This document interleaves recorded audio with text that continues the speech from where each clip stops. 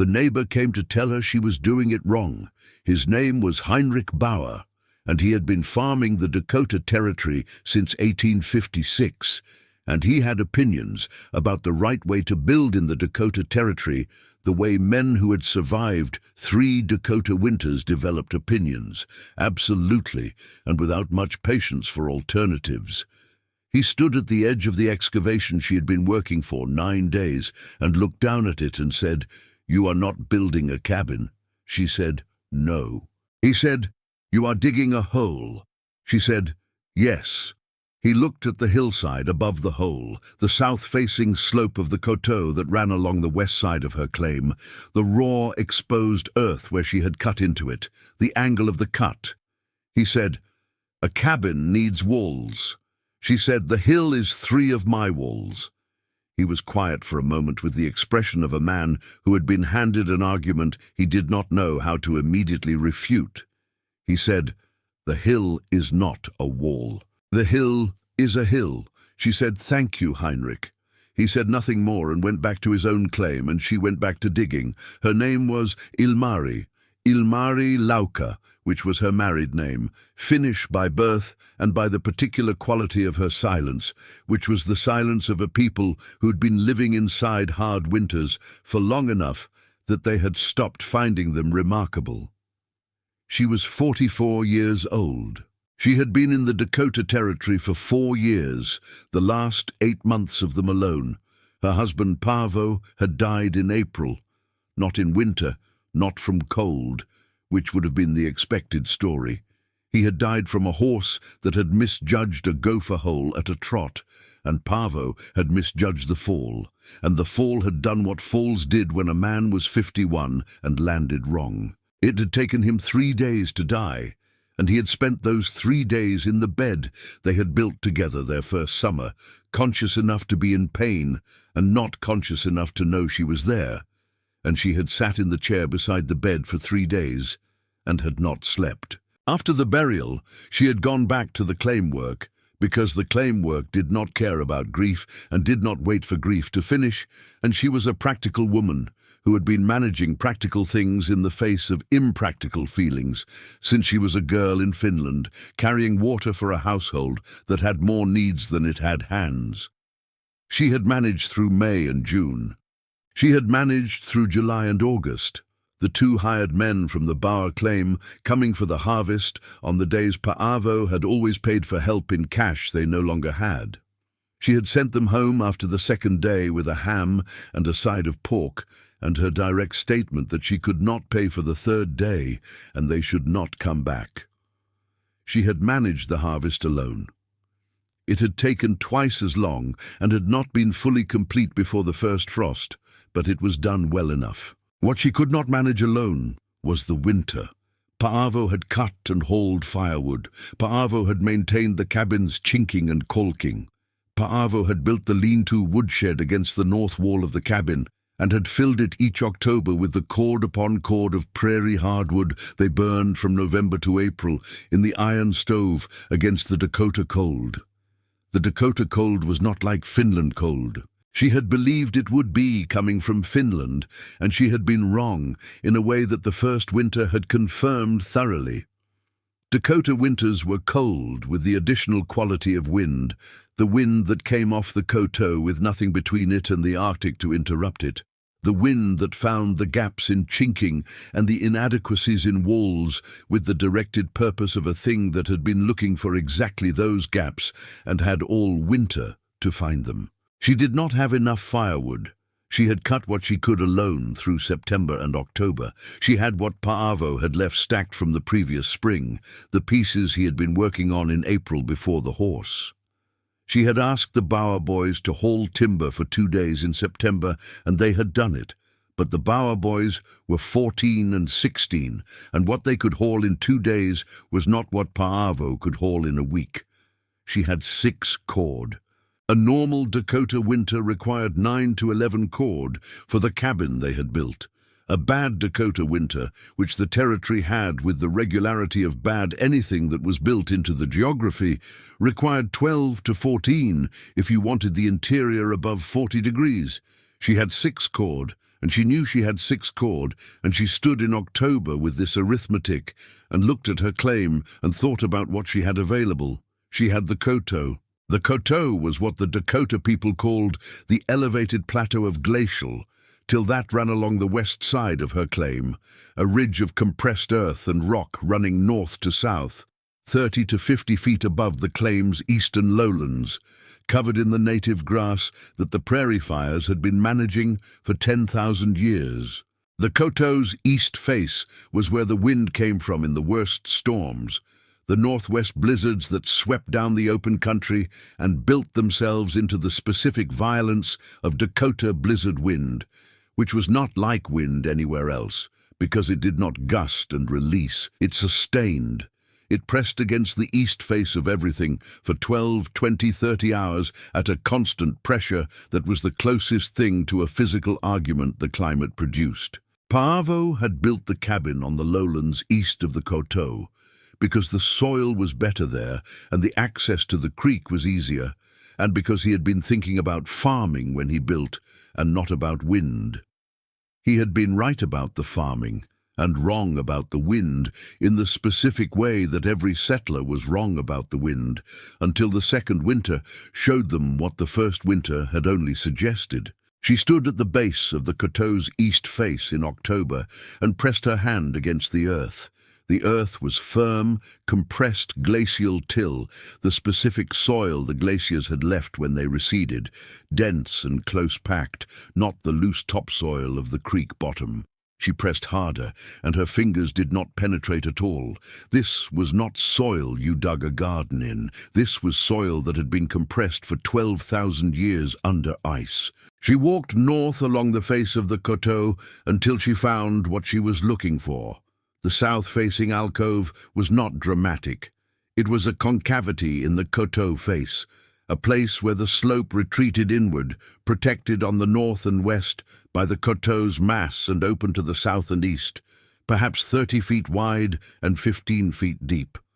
The floor of it level where centuries of erosion had smoothed the till against the sloped drainage. Native grass grew on the floor of the alcove where the sun hit it in the mornings. The floor was dry even in the September rains, the drainage moving east and south away from the concavity. She stood in the alcove and faced east and felt the wind that was moving across the claim below her. She could not feel it in the alcove. She stepped out of the alcove and turned to face the open claim. The wind hit her face. She stepped back into the alcove. The wind was gone, not diminished. Gone. The koto mass on the north and west absorbed the wind, the way deep water absorbed a thrown stone, not deflecting it but swallowing it into its own density. Inside the alcove the air was still. She stood in the still air for a long time. She went home and got her spade. The excavation took 3 weeks. She was one person with a spade and a pickaxe and a 2-handled wooden scraper she built from planks, and the glacial till was the hardest thing she had ever put a tool into, the compressed earth resisting at every depth with a consistency that was not the softness of clay or the crumbling of limestone, but the specific resistance of material that had been argued into compactness by the weight of a glacier. She worked from first light until she could not see the cut, which in October meant 9 hours and then 8 and then 7 as the light shortened. She heated water at noon and drank it standing in the cut. She ate what she could carry in her pockets. She went home at dark and slept 6 hours and got up before light to be at the cut when the light arrived. The plan she had was this. She was going to cut a rectangle into the south face of the alcove, 12 feet wide and 10 feet deep, with a ceiling height of 7 feet, the walls being the koto's own glacial till, the floor being the leveled original floor of the alcove. The south face of this rectangle, the front, she was going to build from the timber she had available, with a door and a window. The north, east, and west walls she was not going to build at all. The hill was going to be those walls. The roof was the question. She could not span 12 feet with the timber she had alone. She had considered this before she started, and she had a plan for it, but the plan required help she had not yet asked for. On the morning of the 18th day, she went to the Bauer claim. Hinrich Bauer was in his barn when she arrived. He looked at her with the expression he had worn at the edge of her excavation, the expression of a man who had a position and had not changed it. She said, "I need 2 days of your oldest boy's labor for timber work. I will pay with the Southfields hay rights next summer." He said, "What timber work?" She said, "Ridge beam and roof joists for the hillside structure. I can set the joists, but I need someone to hold the ridge beam while I notch the supports." He looked at her. He said, "The hole in the hill." She said, "The cabin in the hill." He said, "A cabin in the hill will not be warm." She said, "A cabin in the hill will be warmer than the cabin I have now, and it will cost me 3 cord of firewood less to keep it warm." He said, "How?" She said, "Because 3 of its walls are the coteau. The coteau does not lose heat the way a timber wall loses heat. The coteau is 50 degrees below the frost line, and it does not change. And the coteau breaks the wind before the wind reaches the cabin face." He was quiet.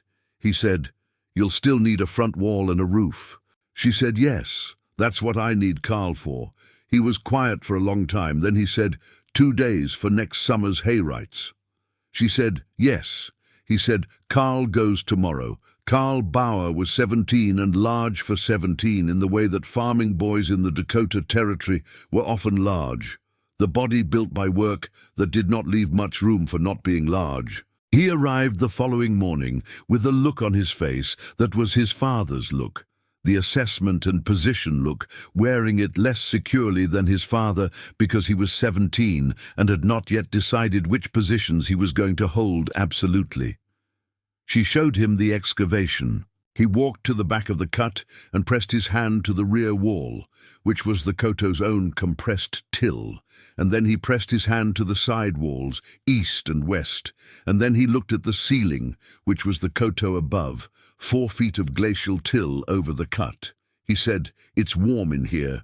She said, "It's been warm in here since the first week. The hill holds its temperature." He pressed his palm more firmly against the rear wall. He said, "It's warmer than outside by a lot." She said, "The hill is 50 degrees.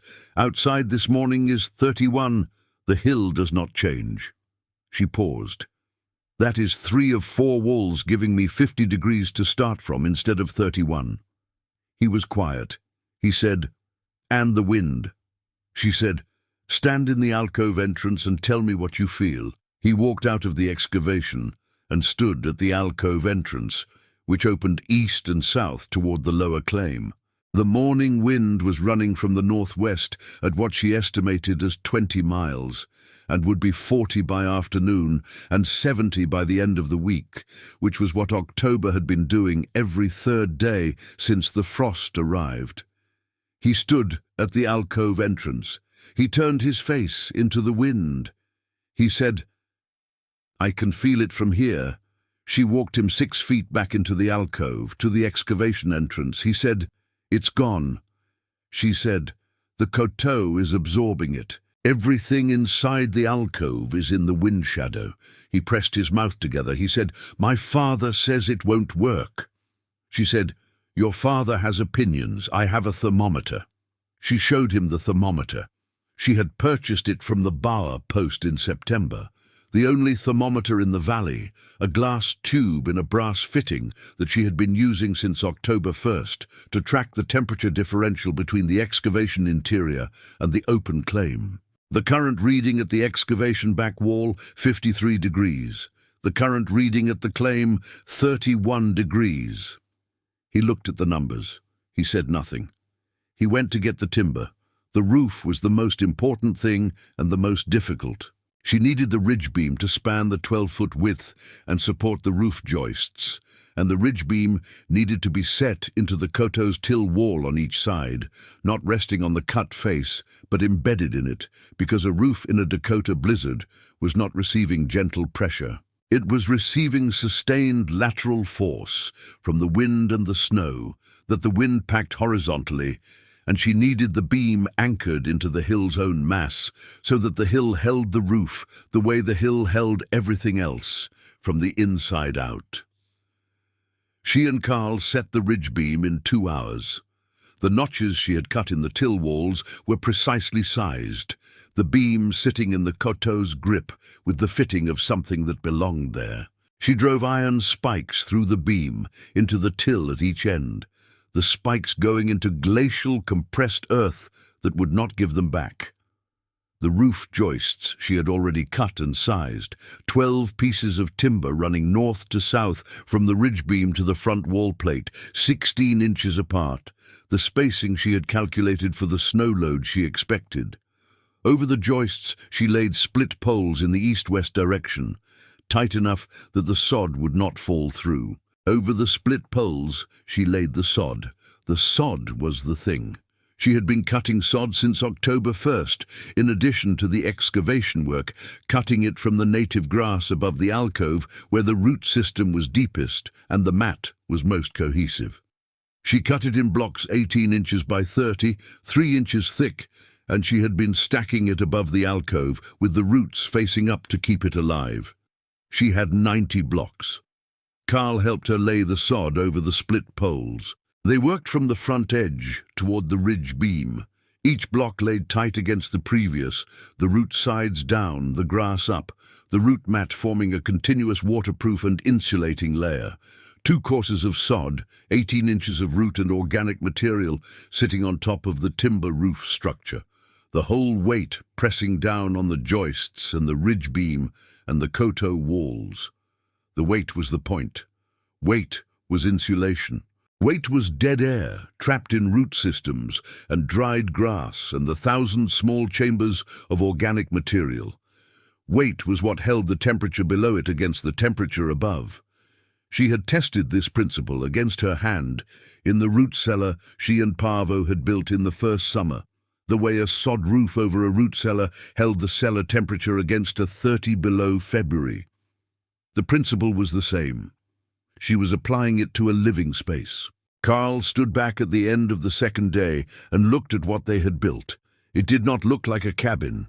It looked like the hillside had grown a face, the coteau's slope continuing uninterrupted above the sod roof, the rough timber front wall with its single south window and its fitted door almost invisible against the scale of the coteau behind it. He said, "It looks like the hill ate a cabin." She said, "Yes." He said, "My father is going to say it still won't work." She said, "Your father can say what he wants in November. I will have numbers by December." She moved in on November 3rd, which was earlier than she had intended and later than the weather made comfortable. She moved the iron stove from the original cabin, which required help she got from the Bauer boys again, for the promise of labor in the spring, 2 half-days of the younger boy's time. She moved the sleeping platform, the table, the 2 chairs, the water barrel, the food stores she had accumulated, the tools. She moved Paavo's coat from the peg by the door of the original cabin and held it for a moment before she moved it. And then she moved it. She left the original cabin standing. It would serve as storage for what did not need to be warm and as a barn in the early spring before the weather settled. The animals went into the Bauer barn for the winter, which was the arrangement she had made in September, the labor exchange that kept her small flock and her 2 cows in a structure that was built for animals. The hillside cabin in November had a stove problem. Not with the stove itself, which was a good Norwegian iron stove with a reliable draw, with the stovepipe. The pipe needed to exit through the sod roof, and she had built the exit point into the roof structure, but the exit point was at the ridge beam, the highest part of the roof, and the pipe running from the stove to the ridge was a long run, 22 inches horizontal and then 7 feet vertical, and the long horizontal run created a draft problem she had not fully anticipated. She worked on this for 4 days in November, adjusting the damper, adjusting the pipe angle on the horizontal run, adding a baffle plate she cut from the iron she had in the barn. By the 10th day she had the drawer working. It was not perfect. It was adequate. The smoke went where smoke was supposed to go, and the fire burned where fire was supposed to burn, and the stove gave heat. The stove gave heat, and the hill gave heat, and together they gave more heat than she had expected, and less fire than she had used in the original cabin. She checked the thermometer every morning when she woke, and every evening before she slept. November 8th. Outside 19 degrees. Interior before the morning fire 57 degrees. She looked at this number for a long time. 57 degrees before the morning fire. Before she had burned a single piece of wood that day. The koto was 53 degrees. The stove had heated the cabin interior to 68 the previous evening, and then she had let the fire down to coals at 9 and banked it. The coals had kept the air above 50 for several hours, and then the coals had cooled. The hill had then held what remained, 3 walls and a roof of material that was 53 degrees and never changed, radiating that temperature into the cabin air all night. She started from 57. On November 8th in the Dakota Territory, the difference between starting from 57 and starting from 19 was the difference between a morning fire that reached comfortable temperature in 40 minutes and a morning fire that worked for 3 hours before the cabin was livable. It was a difference measured in wood. It was wood she had and did not have to burn. She wrote it in the ledger she kept, the same ledger Paavo had started, his handwriting and then hers. She did not write commentary. She wrote numbers, temperature morning, temperature evening, wood burned, wood remaining, outside temperature, wind direction and force on the 1 to 5 scale she had invented for herself. 1 being light movement, 5 being the sustained northwest blizzard force that she had come to think of as the Dakota argument. The first blizzard came on November 14th. She knew it was coming the way you knew things in the Dakota Territory when you had been there long enough. The pressure drop, the particular smell of the northwest sky in the afternoon, the way the grass flattened and then was still in the unnatural silence before the wind shifted. She brought in 2 days of wood from the pile and filled the water barrel and banked the fire correctly and did not go outside again for 2 days. The first blizzard had a wind force of 4 on her scale. Sustained. The original cabin, 200 yards east on the open claim, would have been receiving that wind on its north and west walls for 46 hours. She knew what that felt like from 3 previous winters. The gaps in the chinking transmitted the cold, the way gaps transmitted cold directly, proportionally to the wind pressure on the other side, and a force 4 blizzard against timber chinking was not a gap problem. It was a seam problem, the wind finding every join and pressing through. She lay in the hillside cabin for the duration of the blizzard and felt nothing. Not nothing from the cold, specifically. Nothing from the wind. The koto mass above and behind and beside her absorbed the blizzard force the way it absorbed everything that came from the northwest, by being 12,000 years of compressed glacial, till that did not have an opinion about wind. The wind went over the koto and around the koto, and the koto persisted. Inside the alcove, inside the excavated cabin, the air was still. She held the thermometer. Outside, she estimated -14 degrees and a wind chill equivalent that she did not have a number for, but knew from her face when she went briefly to the door to check the sky. The wind chill was the number that killed people on the open Dakota prairie when their wood gave out or their shelter gave up. The thermometer read 59. She made coffee and sat at the table and read the Bible she had brought from Finland in 1860, Paavo's Bible. His name in the front in his careful Finnish handwriting, and she listened to the wind going over the koto above her and doing nothing to her, and thought about Paavo. She thought about him directly, which was something she had not been able to do since April. The first 6 months after his death, she had thought around him, the way you walked around a piece of furniture that was too heavy to move, acknowledging its presence by the path you took to avoid it. In the hillside cabin in the blizzard, with the wind she could hear above her doing nothing to her temperature or her structure, she thought about him directly. She thought about what he would have said about the hillside cabin. He would have argued with her first. He was a man who argued with everything new as a preliminary to accepting it, not from stubbornness, but from the Finnish habit of testing a thing before trusting it, the same habit she had. He would have stood at the excavation the way Hinrich Bauer had stood, and he would have looked at it, and he would have said something practical and skeptical. And then he would have done the arithmetic, and the arithmetic would have shown him what it showed her. She thought about this, and felt the 59 degrees around her, and heard the blizzard above, and felt something that was not yet peace, but was in the neighborhood of peace, which was closer than she had been since April. She burned half a piece of wood during the first blizzard. She added up the day's use in the ledger that evening, half a piece. 16 inches of split hardwood that she had fed to the stove at noon, when the interior temperature dropped to 54 and she wanted it back to 60. The fire ran for 2 hours and brought the temperature to 68, and she let it back down. Half a piece. In the original cabin during a Force 4 blizzard, she would have burned 4 to 6 pieces to maintain the same temperature against the wind pressure on the walls. The wind pressure she did not have. She wrote the number in the ledger and went to sleep at 59 degrees. December. Hinrich Bauer came in the second week of December. He came on a clear day, not a blizzard day, which was the kind of day on which a man with opinions about the right way to build made visits to structures he had doubted. He walked up the slope to the alcove entrance and stood outside it and looked at the front face of the hillside cabin with the specific expression of a man whose doubt was encountering evidence. She let him stand there for a moment before she opened the door.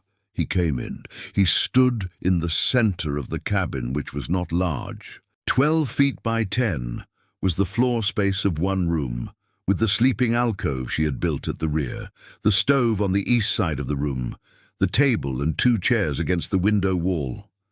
The ceiling was 7 feet, and the sod roof above was visible in its construction, the timber joists and the split pole layer above them, and then the sod, the roots hanging down in places where they had penetrated through the pole gaps. He pressed his hand against the rear wall. He stood there with his palm against the koto's compressed till and did not move for a longer time than she expected. He said, "It's warm." She said, 53 degrees at that wall at all times, all winter, all summer. He said, "How?" She said, "That is the hill's temperature. Below the frost line it does not change. It has been that temperature since the glacier left." She paused. 3 walls at 53 degrees means I start my morning fire from 53, not from whatever the air outside decided to be overnight. He pressed his hand more firmly, the way people always pressed more firmly after the first press, as if the second press would yield different information. It did not. The wall was 53 degrees at the second press, as it had been at the first. He said, "The wind." She said, "Stand at the door." He went to the door and opened it. She watched his face. He stood in the doorway for 20 seconds. He closed the door. He said, "There's no wind." She said, "The koto is in the way." He was quiet for a long time. He looked at the sod ceiling, which was sagging slightly at one of the intermediate joists where she had not packed the sod tightly enough, a problem she had identified and was going to correct in spring. He looked at the stove, which was barely alight, barely a fire by any standard she would have called adequate in the original cabin, a handful of coals banked against the iron. He said, "How much wood have you burned since November?" She said, "I'll show you." She showed him the ledger. She turned to the wood page and showed him the daily entries, the fractions, and the occasional full pieces on the days the wind was bad or the temperature dropped below -20. She said, "Through today I have burned 2 cord and 3/4 since November 3rd. She turned to the previous winter's page in the ledger, Paavo's handwriting. She said, The same period last winter in the original cabin, your husband's numbers, 5 cord. Hinrich Bauer looked at the 2 sets of numbers. He did not say anything. She said, I have 6 cord remaining. I began November with 9 3/4. She paused. I needed more than 6 to survive this winter in the original cabin. I need exactly 6 to survive this winter in the hill. He said, it's smaller than your cabin. She said, it's warm. He looked at the rear wall again. He said, my north wall froze last week. Inside the wall. The chinking doesn't hold below -30. She said, yes. He said nothing for a moment. Then, my wife has been cold since October. She said, yes. He said, what would I need? She said, a south-facing alcove on your koto if your land has one. The Bauer claim had the same koto formation along the west edge. She knew this from walking the valley in spring. She said, the north cut above your field where the slope turns. There is a concavity there. I noticed it when Paavo and I were surveying the boundary. He said, I know the place. She said, that is where you start. He said, in spring. She said, start in September. You need 8 weeks before the ground freezes. I started too late. I finished 2 weeks before the freeze and it was close. He nodded. He looked at the thermometer on the shelf, which read 61 degrees. He said, 61. She said, I started the fire an hour ago. He was quiet. He put on his hat. He said, I told you it would not work. She said, yes. He said nothing for a moment. Then he said, I was wrong. She said, yes. He went home. She watched from the door as he walked back across the claim toward the valley road, a large man in a buffalo coat, walking across the December Dakota, with the particular posture of someone who had revised something and was not comfortable with the revision and was going home to sit with it. She respected this. It was the honest posture. The dishonest posture was the one that pretended nothing had changed. She went back inside to the 61 degrees and the Bible and the ledger. January came with the specific announcement that it had been waiting since October. The second blizzard arrived on January 7th, and it was a different order of thing from the November blizzard. Force 5 on her scale. Not 46 hours, but 72. The wind did not come from the northwest and sustain. It came from the northwest and pressed, a continuous physical argument that had the quality of intention, the quality of something that had been building across 1,000 miles of open continent and had arrived at her claim with everything it had accumulated. She had heard the January blizzard described by the people who had been in the territory longer than her. She had heard it from the Bauer family and from the Scandinavian families 3 miles east, and from the former army man who ran the trading post at Henriksen's Crossroads, and who had been in the Dakota Territory since 1853, and who said, when she asked him about January blizzards, that they were the reason half the people who came to the territory left, and the other half of those who stayed wished they had. She went to the door on the first evening of the second blizzard and opened it and looked east toward the open claim. She could not see the original cabin 200 yards away. She could see approximately 8 feet, the edge of the alcove, and then the blizzard. She closed the door. She went to the thermometer, 58 degrees. The morning fire had run for 1 hour, and she had let it down at 10, and it was now 4 in the afternoon, and the temperature was 58. She went to the stove and fed it 1 piece of wood.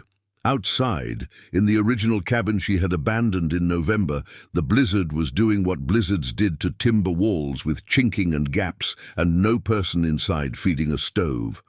She had gone to the original cabin on November 3rd, and she had sealed the door with a strip of heavy canvas tacked to the frame, a blizzard skirt that would keep the worst of the wind-blown snow from the interior. She had done this for the structure's preservation. She hoped it was still intact. She thought it probably was not. She was right. When she went to the original cabin in March after the thaw, she found the canvas skirt had been torn from the frame by the January blizzard, and the interior had taken in a significant volume of wind-blown snow through the door gap. The snow had melted in the March thaw and refrozen twice before her arrival, and the floor was a sheet of grey ice that had lifted and cracked 3 of the floorboards. The north wall had frost penetration at every chink joint. The wall's interior surface was black from the extended cold and moisture. It was a repairable cabin. She repaired it in the spring, with Karl Bauer's help, for the same hay rights arrangement she had established the previous autumn, the currency of a claim-based economy where everyone had labor and no one had enough cash. But in January, she was not thinking about repairing the original cabin. She was thinking about the thermometer. The second blizzard lasted 71 hours. On the morning of the second day, the outside temperature dropped to -31. She knew this from the second thermometer she had placed at the alcove entrance, the exposed instrument reading the air temperature of the open claim as far as it was visible, -31. The wind force was still 5. Interior thermometer, before that morning's fire, 56. She thought about this for a moment. -31 outside, 56 inside, before a fire, after a night with no fire since 11 the previous evening. The delta between outside and inside, 87 degrees. She had not started a single fire yet.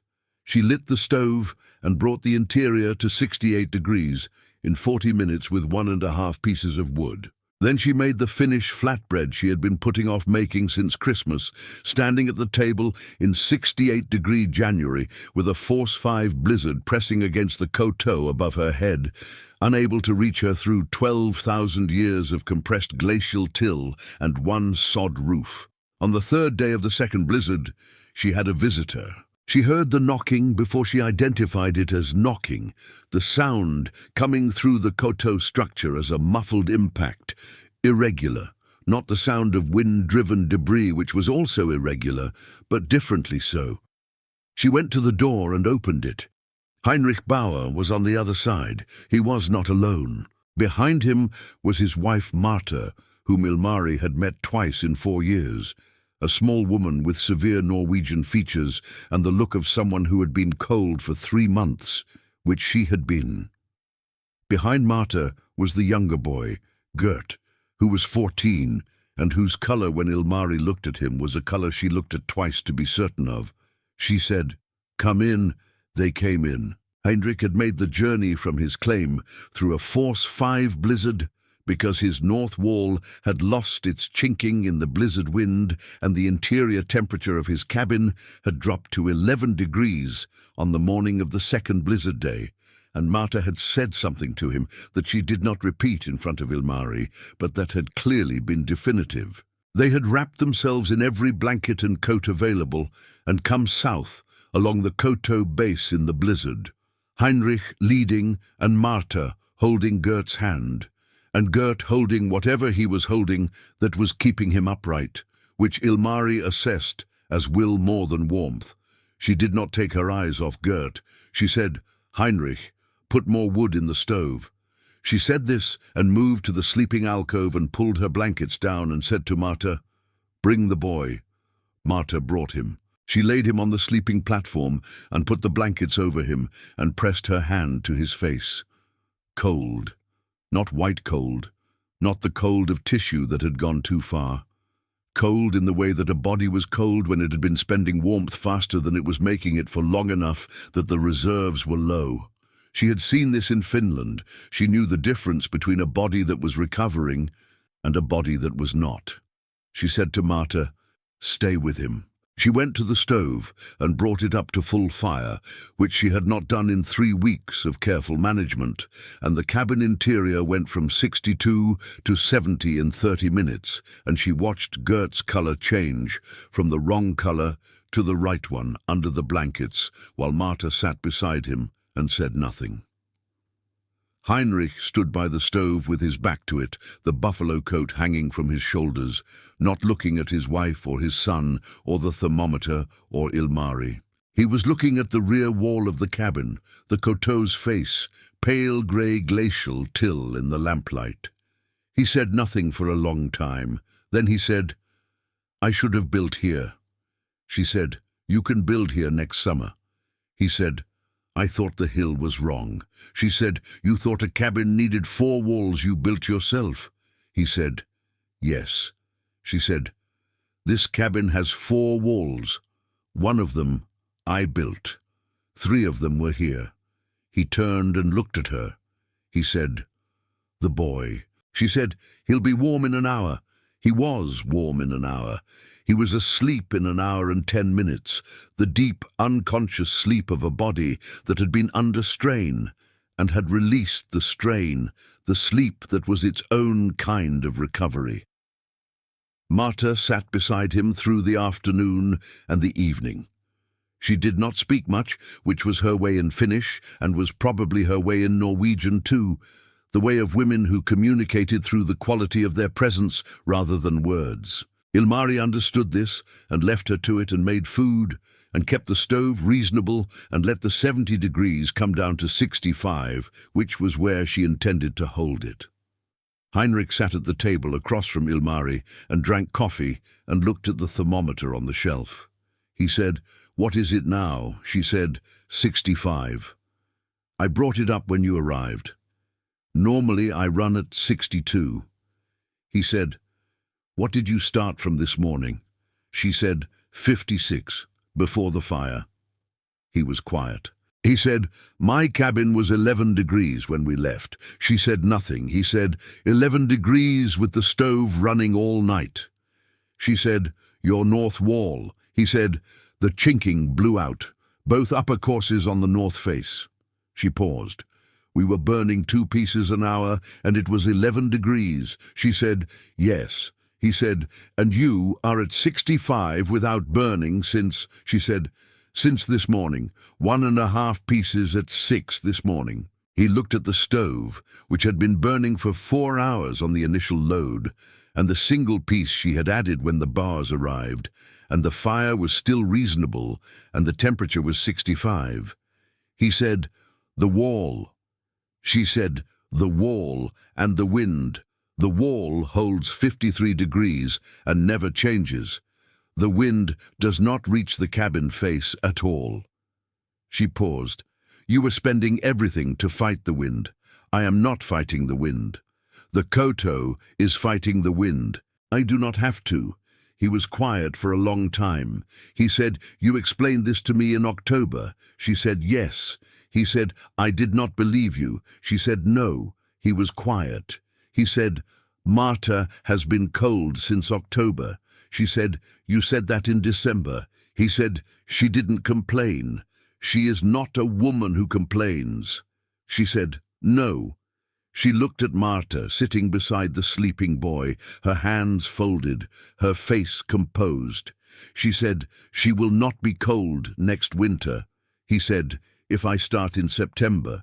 She said, if you start in September, I will show you the alcove placement on your land, and the excavation method, and the roof design. She paused. Carl already knows the ridge beam work. He looked at her.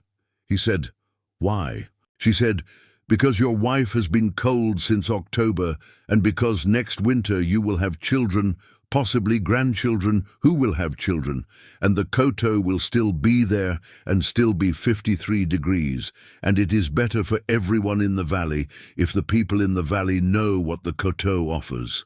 He said nothing for a moment. Then he said, you sound like you've been thinking about this since November. She said, I've been thinking about it since I moved in. He drank his coffee. The second blizzard ended on the afternoon of the 3rd day. The wind dropped in the specific way Dakota wind dropped, not gradually, but as if someone had made a decision, the sustained pressure becoming a gust, the gust becoming a light movement, the light movement becoming the extreme silence that followed a major blizzard, the prairie holding its breath after the exertion. Ilmari went to the door and opened it.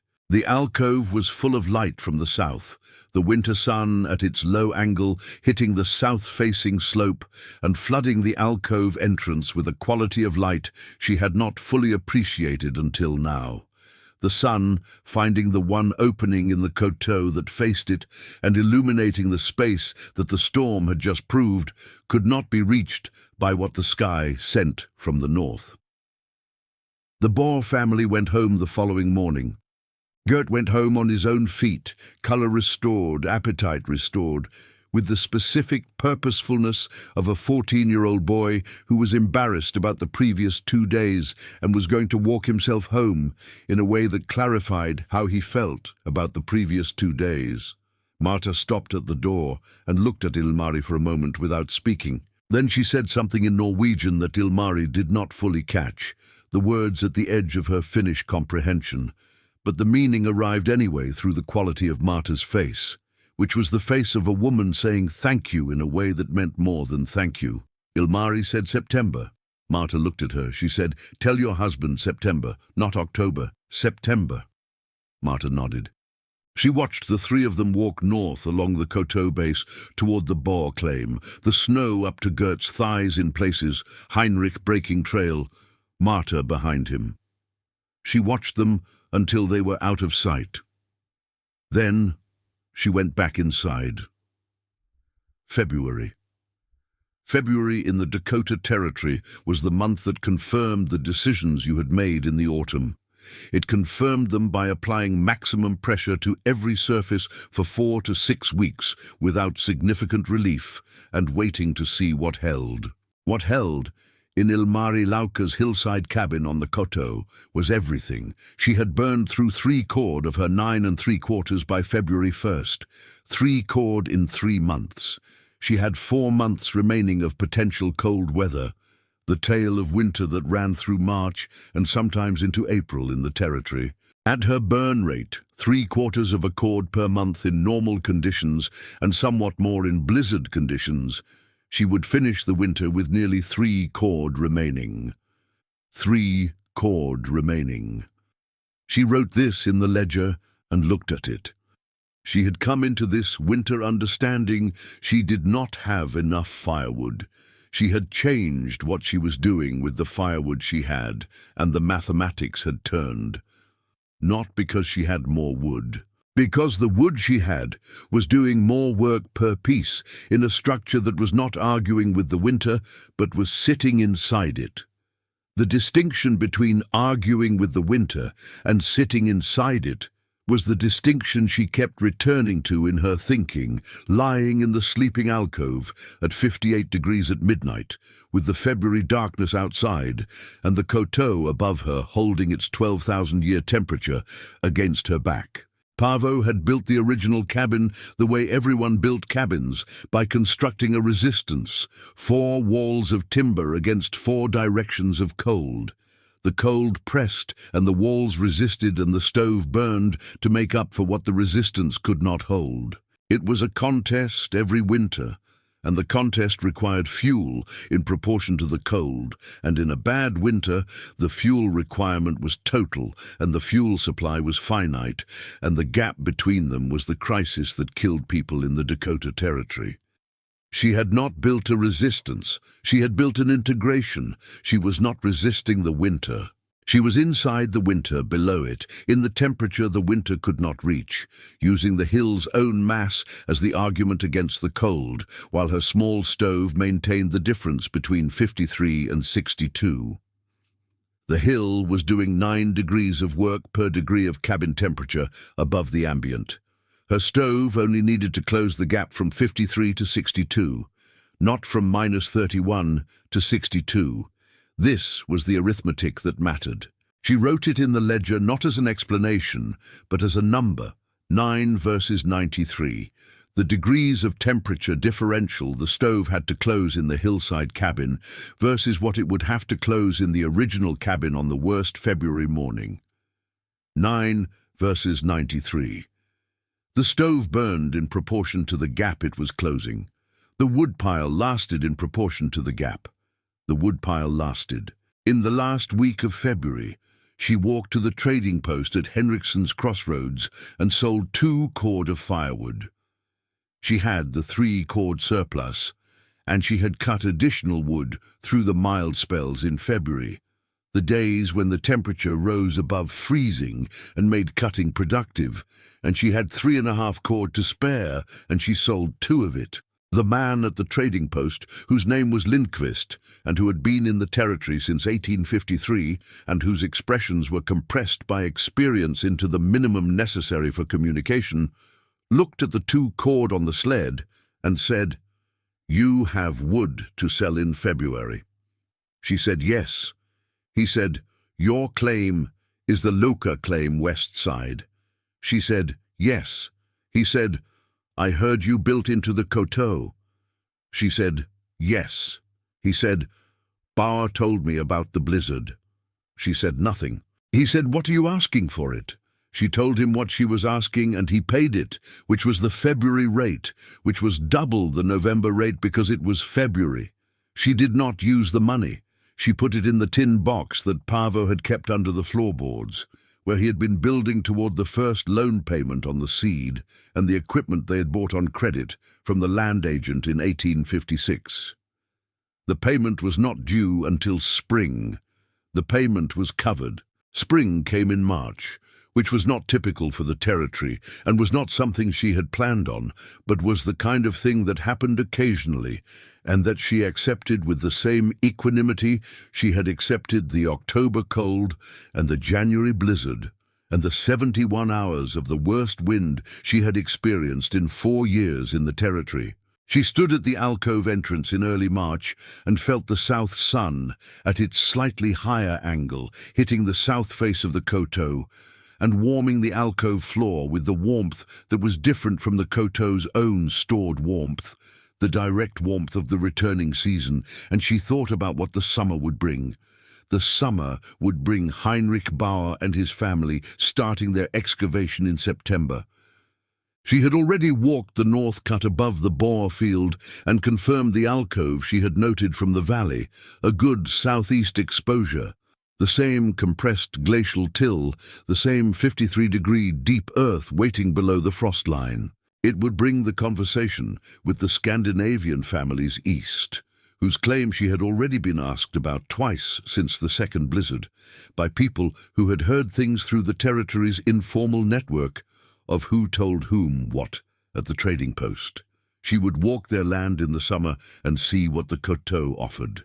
It would bring the repair work on the original cabin, which she was going to repair and use as a summer kitchen and a workshop, keeping the Hillside cabin for sleeping and winter. It would bring the full accounting of the first winter's numbers, which she would write into a separate column at the back of the ledger, as the cleaner record.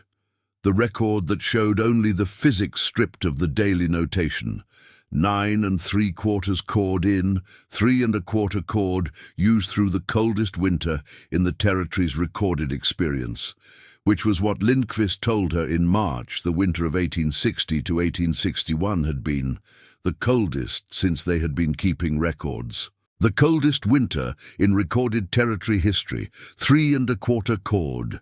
She wrote this in the ledger in the column at the back and looked at the number. Then she turned to the previous winter's pages. The last winter Paavo had recorded, a normal Dakota winter, not the coldest on record, an unremarkable year. He had burned 10 1/2 cord. She looked at the two numbers. Then she closed the ledger and put it on the shelf above the Bible, his writing and hers, the story of a claim that had been built one way and then rebuilt another. The story in numbers of a woman who had lost the person who cut the wood and had found a different answer to the wood. She went to the window, the south window she had built into the timber front face, looked out onto the alcove, and beyond it to the lower claim and the creek and the eastern horizon, where the Dakota spring was beginning in the specific way it began in this territory, not gently but as a declaration, the temperature swinging upward in a way that left no ambiguity about its intentions. The coteau was behind her and above her and on both sides of her. 53 degrees, as it had been all winter, as it would be all summer, as it had been since the glacier left and would be until long after any structure built against it or inside it was gone. She had not argued with the winter, she had gone inside it. She pressed her palm one more time against the rear wall, the coteau's face, the compressed till that had been holding this temperature since before anyone had a name for the territory it sat beneath. The wall was warm. It was always warm. She left her hand there for a moment. The length of time it took to understand something that you had been understanding for 6 months, and that still, every morning, felt like the first time. Then she picked up the broadaxe from the corner and went outside to start the spring cutting. There was wood to bring in. There was always wood to bring in, but never as much as before.